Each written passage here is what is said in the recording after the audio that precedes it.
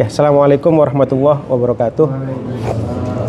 Alhamdulillahirabbil alamin wa sallallahu ala sayyidina Muhammadin wa ala alihi wa sahbihi ajmain, amma ba'd. Materi pada kali ini kita berkaitan dengan masalah tawaful ifadah. Seperti apa yang kita ketahui bahwa tawaf ifadah itu adalah juz'un min arkanil haji. Jadi salah satu rukun daripada haji. Kita tahu sendiri bahwa rukun adalah al-juz'u minal mahiyati allati la tahaqqaqu illa biha. Artinya rukun itu wajib untuk dikerjakan semua. Jadi kalau kita misal haji tanpa menyertakan ifadah, tawaf ifadah, maka yang pertama adalah hajinya tidak sah. Tapi nanti ada beberapa rukun masail fiqhiyah di antara madzhab yang menjelaskan tentang perbedaan hukum tawaf ifadah itu sendiri.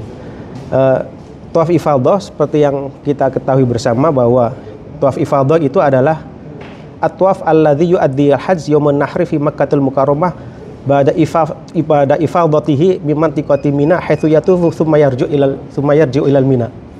Jadi tawaf ifadah secara sederhananya adalah tawaf yang dilakukan setelah wukuf di Arafah menuju Mina dan langsung menuju Baitul Haram, Masjidil Haram, dan dilaksanakan dengan 7 kali putaran.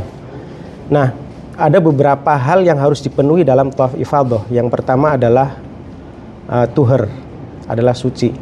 Sebetulnya tentang masalah kesucian dalam tawaf ifadah itu ikhtilaf bainal ulama. Tapi inda Syafi'iyah al-masyhur itu harus disyaratkan orang yang tawaf itu harus suci. Li'anna tawafa kas-shalah, karena dianggapnya bahwa tawaf itu seperti kita menjalankan sholat.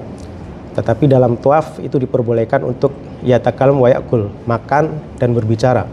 Tetapi ya adabnya kita sedang beribadah, maka dianjurkan kita untuk tetap melaksanakan hal-hal yang baik, yang menempatkan posisi tepat untuk taqarrub kepada Allah Subhanahu wa taala. Nah, dalam hal masalah suci ini indal Hanafiyah itu mayushtarat, makan tidak disyaratkan harus suci, tetapi diperbolehkan misalnya melakukan tawaf ifadah, bukan tawaf wada ya, tawaf ifadah. Jadi dari awal itu bukan wada tapi ifadah. Tawaf ifadah itu disyaratkan harus suci, tapi indal Hanafiyah itu mayushtarat lahu bituhur, tapi tidak disyaratkan dengan suci. Makanya dalam hal kita melaksanakan tawaf ifadah itu dengan marotib, beberapa tahapan. Kalau misalnya secara personal kita mampu untuk melaksanakan tawaf ifadah tanpa ada mane' dan uzur atau masyaqqah syadidah, maka ya dianjurkan untuk tetap istiqomah melaksanakan tawaf ifadah itu dalam posisi suci. Tapi yang kedua adalah bagi orang yang berhalangan karena masalah silsilatul baul, dia beser dan lain sebagainya, sehingga tidak bisa melakukan tawaf ifadah itu dengan suci, seperti akhirnya diikat zakarnya dengan tali dan sebagainya, maka itu diperbolehkan. Bahkan sampai misalnya dia tidak memungkinkan untuk ifadah alat tamam bihalati tuhur, melakukan tawaf ifadah dengan suci, maka diperbolehkan ketika mereka beser dan sebagainya untuk menyempurnakan fala syai'a alaih. Tapi tidak setelah mereka menyempurnakan tawaf ifadah misalnya dengan tidak bersuci, tidak dianjurkan dam. Tetapi fa'ala madhab Syafi'iyah yusannu lahu idfa'ud dam. Tapi menurut madhab Syafi'iyah itu disunahkan untuk tetap adalah memberikan dam, yaitu 1 kambing. Sebenarnya ini masalah mukhtalaf, tinggal kita memposisikan dalam posisi apa kita berada. Terus yang ketiga, kalau misalnya itu masalah tuhar. Yang kedua adalah dilaksanakan tentang sab'atu aswat, yaitu dengan 7 putaran. Masalah 7 putaran itu juga itu berkaitan dengan hal li tawaful ifadah li syurut tawaf ifadah mutawalian amla. Apakah syarat tawaf ifadah itu harus terus-menerus atau tidak? Menurut Hanafi dan Maliki itu mutawali itu adalah sebagai mutawalian, itu maksudnya terus-menerus dalam tawaf, itu merupakan syarat sahnya tawaful ifadah. Maka fa idan qada'a min tawafih, kalau misalnya dia terputus dari tawafnya, indah Hanafiyah wa Malikiyah lam wa yajib alaihi yurja min awwali, harus mengulang dari awal. Tetapi indah Syafi'iyah tawaf ifadah itu tidak harus mutawali, tidak harus terus menerus. Makanya ketika misalnya ada taif, orang yang melaksanakan tawaf itu uzur untuk yukamil tawafuh, menyempurnakan tawafnya karena dia baru 3, terus misalnya beser, dia mau melaksanakan wudhu sehingga keluar, maka boleh balik lagi tanpa mengulang dari putaran awal, tetapi yukamil al-itmami akhiri, yaitu dari akhirnya. Misalnya 3 dia menyempurnakan keempat, misalnya dia baru 4 menyempurnakan kelima. Terus yang seterusnya, kalau misalnya dalam tawaf ifadah itu misalnya, yang tawaf itu orang yang marid sakit, yang tidak bisa menyempurnakan tawafnya, itu juga diperbolehkan untuk tidak menyempurnakan, tapi istirahah ala qadri hajatih, yaitu sekiranya dia dibutuhkan sesuai dengan porsinya. Nah, itu dalam tawafil ifadah. Terus yang ketiga tentang adatut tawaful ifadah inda Syafi'iyah masyhur, itu yuktabar tawaful ifadah wa yutimmu tawafuh, itu bisa berarti aswatin. Tawaf ifadah itu bisa sempurna dan dianggap sah itu bila putarannya itu sudah memenuhi standar yang kesempurnaan, yaitu 7 kali putaran.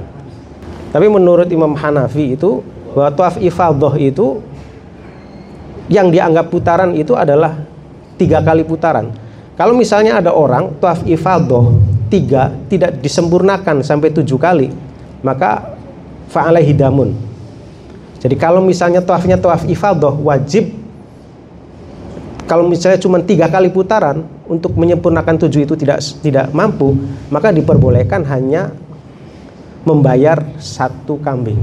Tapi kalau tawaf sunnah dan tawaf wajib itu hanya 1 putaran itu setengah sok, atau sekitar 7 real sampai 10 real. Nah, ini kan masalah-masalah khilaf seperti ini bukan berarti kita tasahul fil hukum, tetapi melihat pada personalitas dari kita mampu seberapa dalam melakukan ibadah. Karena orang yang sakit, marid, dan orang yang misalnya tidak mampu untuk melakukan tawaf secara sempurna, itu kan bisa melihat levelnya. Jadi mereka itu tidak bisa disamakan dengan posisi kita. Itu sebenarnya seperti itu. Terus saya kira nanti banyak ya hal-hal yang dijelaskan dalam tawaf ifadah tentang masalah waktu dan sebagainya. Kalau masalah waktu, kapan sih tawaf ifadah itu bisa dilaksanakan? Kalau jumhurul ulama Hanafi, Maliki itu ba'dal fajri, yamun nahri, jadi subuh. Tapi kalau indah Syafi'iyah itu diperbolehkan dengan muntasifil lail, tanggal 10 jam 9 jam 12 itu memulai tawaful ifadah. Terus bidayahnya atau akhirnya, nihayahnya itu sampai kapan? Itulah nihayatalah. Tidak ada batas akhir melakukan tawaf ifadah. Bahkan hasil istima ulama Makkah itu ada yang memperbolehkan tawaf ifadah qabla nisful lail.